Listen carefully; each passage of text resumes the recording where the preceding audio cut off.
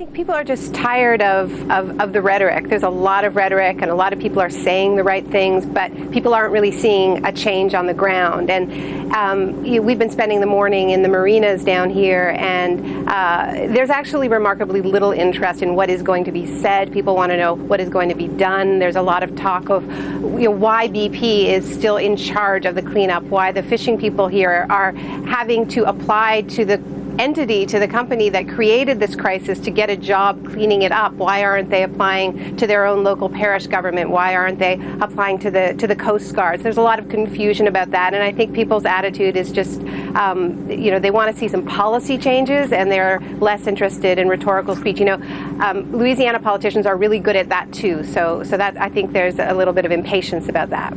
It's very bizarre what's happened here. I feel like I'm in some sort of strange corporate oil state where, Senator Dick Durbin once described Capitol Hill as being owned by the banks. He said the banks own this place, describing why it was so hard to get financial reforms through in Washington. And all I can say from having spent the week here in Louisiana is that it really feels like the oil and gas industry owns this place. And I think we're dealing with two factors here. One is an election strategy for the Obama administration. They want to keep some distance. They don't want to own the disaster fully. They want to still have somebody to point fingers to. But then there's also just this knee-jerk attitude in this administration from day one, really, to trust industry. And so even when the industry creates the disaster, and sorry to make these analogies with the financial sector, but we saw it with the banks as well. They melted down the economy, but then we still heard from the Obama administration as well as the Bush administration, starting with them, but carried through from the Obama administration. We're not going to tell the banks how to do their jobs. They're the experts. We're going to stand back.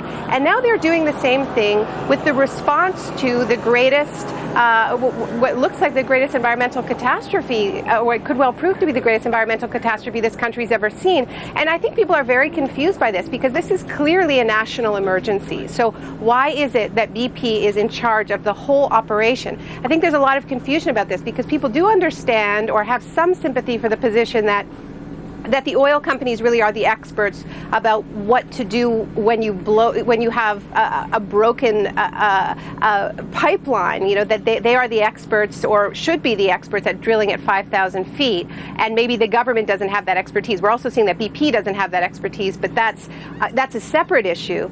Then they managed to parlay that supposed expertise to being in charge of the media, being in charge of the information flows, being in charge of the data, and also being in charge of the whole cleanup operation.